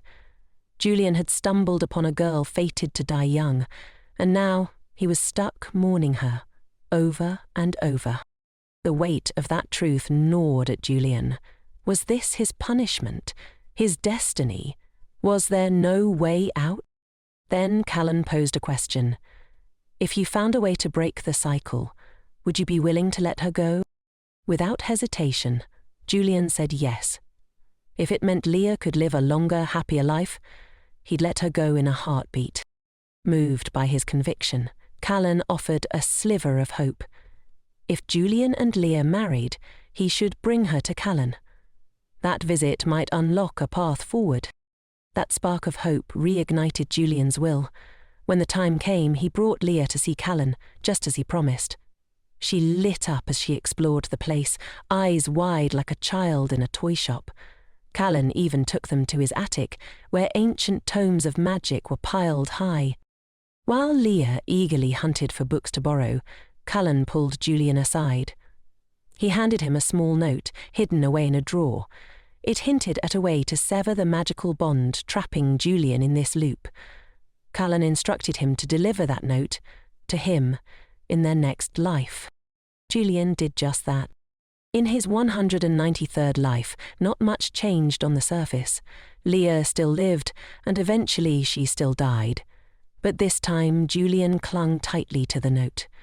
After her passing, he returned to Callan and finally handed it over. But even then, Callan questioned Julian's motives. "Is this love?" he asked, "or obsession?" Julian didn't flinch. He stood firm. "It's love," he said, without doubt. "Even after hundreds of lifetimes, I still look forward to seeing her. I still fall in love every time." Callan nodded, but gently offered advice. "Stop focusing on saving her. Cherish her. Find joy in your time together, however long or short it may be." That message hit home. With renewed clarity, Julian approached the Queen, requesting early permission to travel to Riveron, 3 years ahead of schedule. But fate had other plans. Soon after, word arrived that Duke Riveron had received an official letter. The upcoming magic summer was being postponed by 6 years. Leah's long-awaited magical coming-of-age had been delayed. And now, instead of gratitude, Julian was getting the cold shoulder. Leah was furious. She blamed Julian for messing up the timeline by proposing too early. Instead of a warm welcome, Riveron greeted him with awkward silences and sharp glares. Still, Julian tried to make things right. He approached 14-year-old Leah and proposed a deal. He'd stick around as her loyal sidekick for the next 3 years. If she didn't develop feelings for him by then, he'd leave Riveron for good. With surprising honesty, he told her he had a crush on her. That being with her, in any capacity, was already a dream come true. Leah was taken aback, confused, maybe even overwhelmed. She didn't understand how he could be so confident that she wouldn't reject him. After 3 years, Julian couldn't help but laugh, confidently declaring that Leah would eventually fall for him. Fed up, Leah crossed her arms and asked if he was done with his dramatic monologue. She threatened to walk off, but as she turned away, Julian casually followed. He claimed he was just doing his job, as her escort, which only annoyed her more. More than a year had passed since Julian first arrived on Riveron Island. By now, Leah had gotten used to his daily routine of walking her to her room. Even the maids had started whispering, wondering if there was something romantic going on. Leah brushed it off. Sure, the maids teased her, saying she looked smitten, but Leah wasn't so sure. Did she like Julian that way? Some of the bolder maids suggested she try something physical, like touching him, to figure out her feelings. So, true to her daring nature, the next time she bumped into Julian, Leah didn't hold back. She straight up asked him to spend the night with her. Julian was shocked. Leah was still as fearless as ever. He fired back, asking if she had feelings for him. Leah fidgeted, admitting she didn't know. That's exactly why she suggested it, to figure things out. Without warning, Julian leaned in and gave her a quick kiss on the cheek, leaving her stunned and blushing. He reassured her that it was okay if she wasn't in love yet. He was willing to wait. From that moment on, things shifted between them. They started holding hands. Julian would kiss her cheek goodnight after walking her to her room. Small gestures, maybe, but enough to send Leah's young heart into overdrive. Time passed. Leah turned 16. One afternoon, she sat in the garden with her tea, wondering why Julian hadn't shown up like he usually did. Her maid filled her in. There were rumours of a suspicious figure roaming town. Julian had probably gone to check it out, playing protector. Leah wasn't convinced. She wasn't the type to sit around waiting, so she grabbed her maid and went out to find him herself. They wandered through the bustling town, no guards in sight. Leah, ever curious, got distracted by the mouth-watering aroma of food stalls. Unbeknownst to her, Julian had been nearby. When he spotted Leah alone in the crowd, his heart nearly stopped. He called out, just in time. A shady figure was sneaking up behind Leah, dagger in hand. Without hesitation, Julian threw himself between them and took the hit. After the chaos, Leah visited Julian as he recovered from his injuries. When she turned 17, they got married. For the first time in countless lifetimes, something changed. Leah's lifespan stretched a little longer. They even had a daughter, Alina. Life felt full. But fate had one more cruel twist. Leah and Eleanor planned a trip back to Riveron. Julian, swamped with duties, couldn't join them.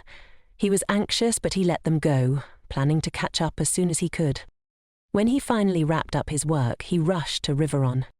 What he found broke him. A fiery tragedy had claimed both Leah and Elena. Julian was devastated. He blamed himself. The grief was unbearable. After that, every time he returned to life in front of Her Majesty, he immediately ended it. Again and again. But no matter how many times he died, the loop continued. Nothing broke the cycle. Eventually, he stopped resisting and returned to Riveron Island, as ordered. But this time, when he arrived and asked to meet Leah, the fourth daughter of Riveron, he was hit with a shocking truth. Leah wasn't there. The fourth daughter wasn't her. Completely disoriented, Julian left for the Ranel estate and sought out Callan. Callan laid it all out. Actions have consequences. If someone's life is prolonged or reversed, the universe balances itself elsewhere. Leah's disappearance was the cost of all the lives Julian had reset. If he truly wanted to see her again, he had to stop dying.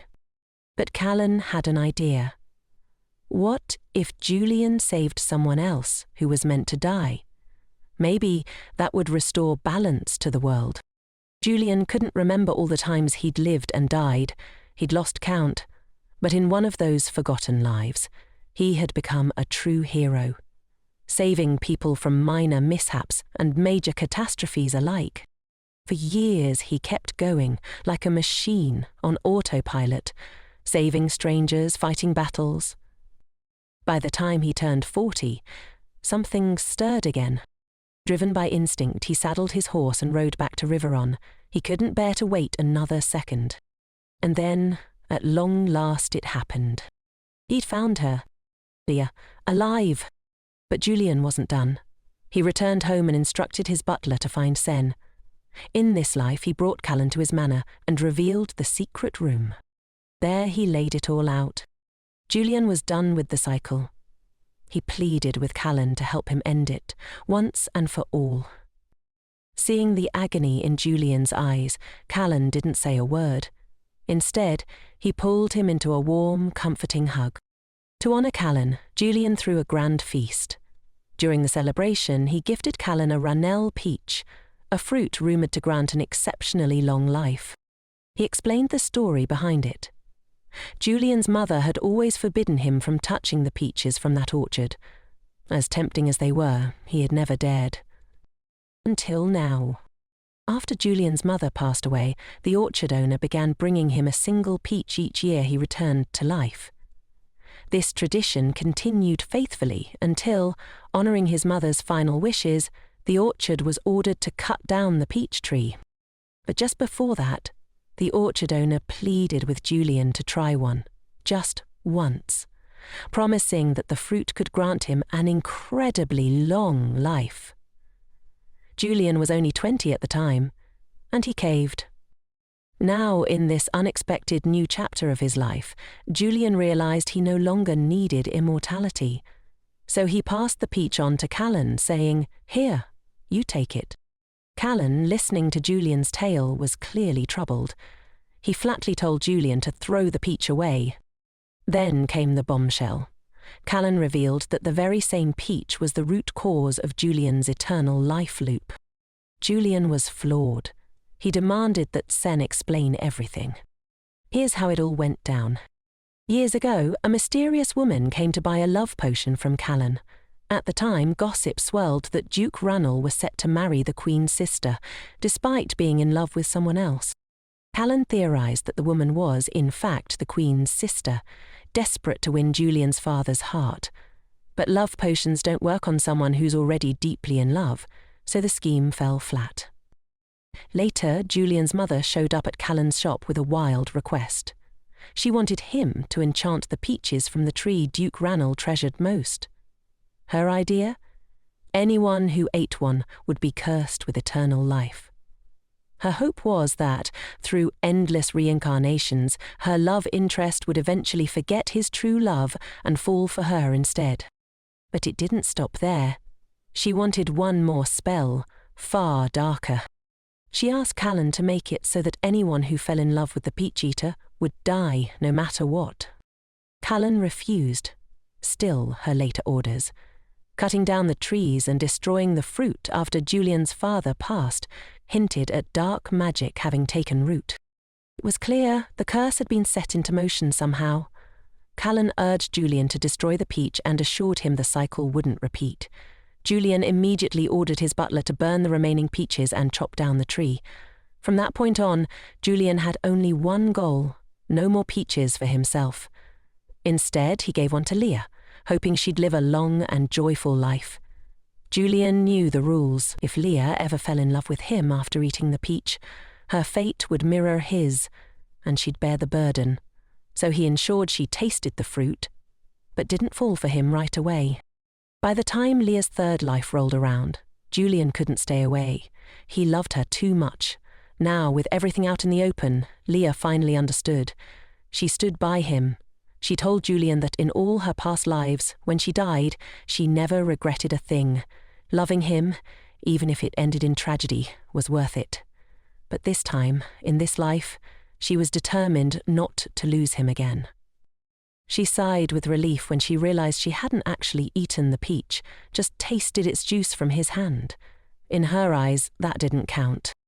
Julian admitted that when he saw her in that breathtaking blue dress, he made up his mind he would make Leah his wife again, no matter what. Together, Julian and Leah became a shining symbol of love and unity.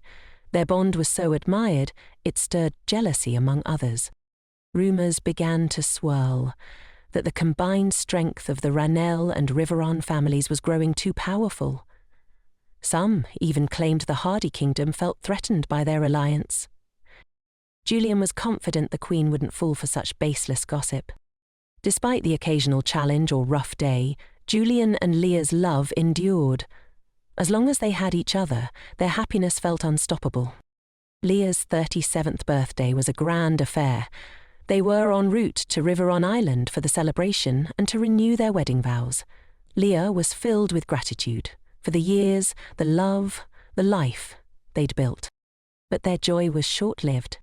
The Montes family, swayed by the false rumours, launched a surprise attack. Chaos exploded around them. Their carriage went up in flames. Julian sprang into action, pulling Leah from the wreckage. Then, an arrow. Julian's instinct was to shield Leah.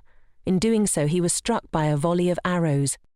As he lay dying in her arms, the only thing he could see was Leah, sobbing uncontrollably. Though he could never have predicted such an end, Julian found peace in the life he had lived. A life filled with love, laughter, and purpose. With his final breath, he whispered a wish for Leah's happiness to continue, and for them to meet again in another life.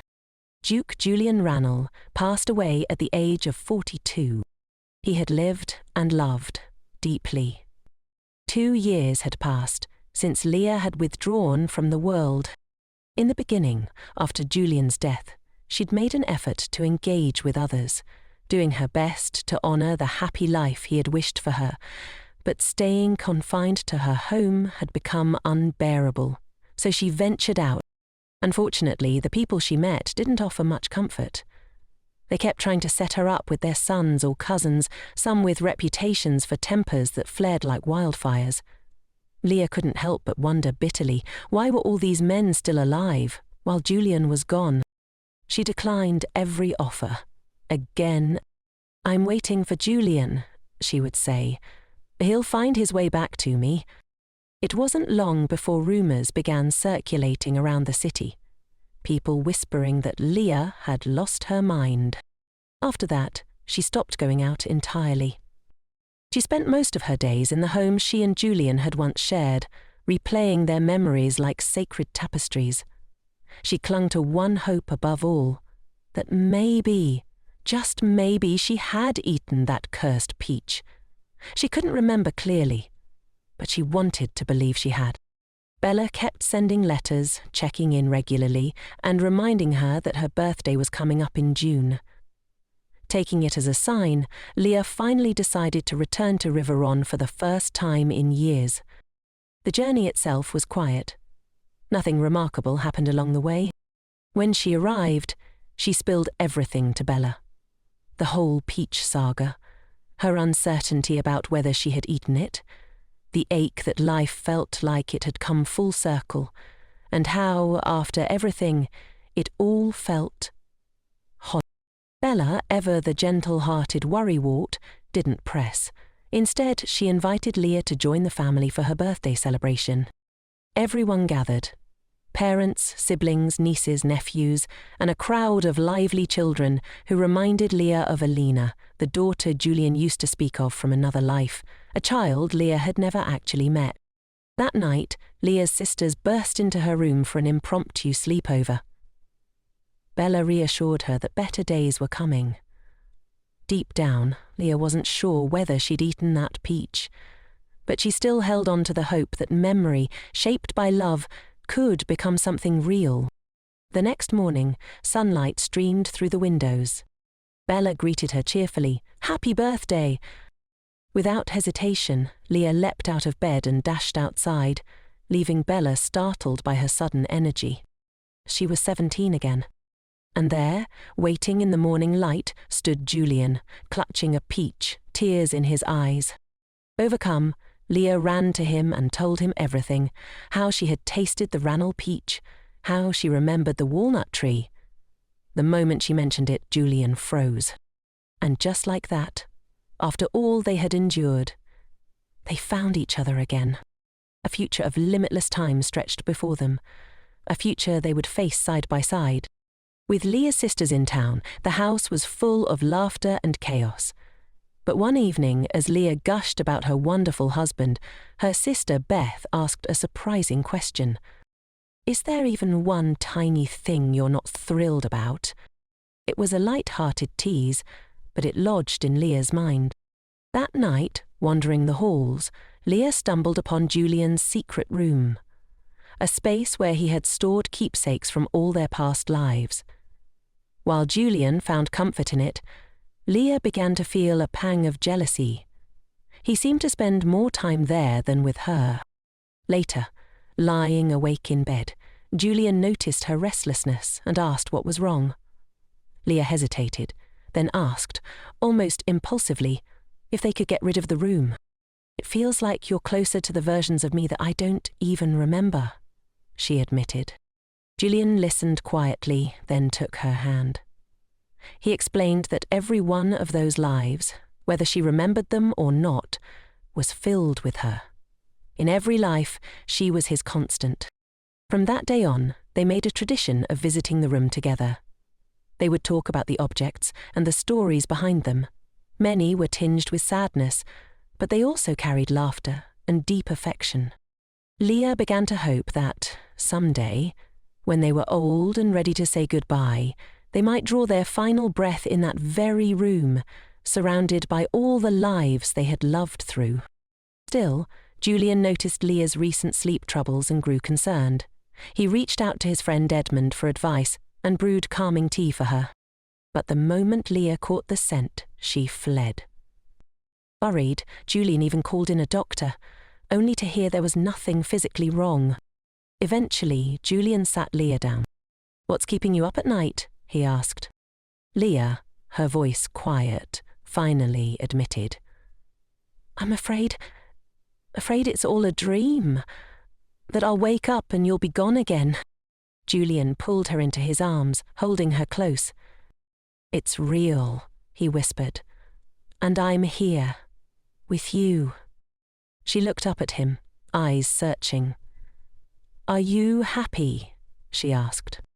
Julian smiled, unwavering. "Yes, absolutely. And even if we hit hard times, as long as we're together, we'll get through it." Their wedding day had always been full of surprises. One time the guests got food poisoning. Another, Leah nearly fell when her dress betrayed her. Then there was the time a mole ruined the wedding cake. The royal choir once nearly put everyone to sleep, and once a strange outbreak kept them apart all morning. But every disaster became a cherished memory. Now, Juliet wanted to give her the perfect wedding, just once, without mishaps.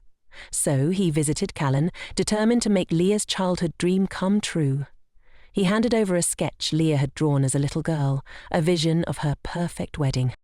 He had carried that drawing through more than 100 lifetimes. And now he would finally bring it to life. Here's a story few knew. During Julian's 85th life, something strange happened. A time glitch.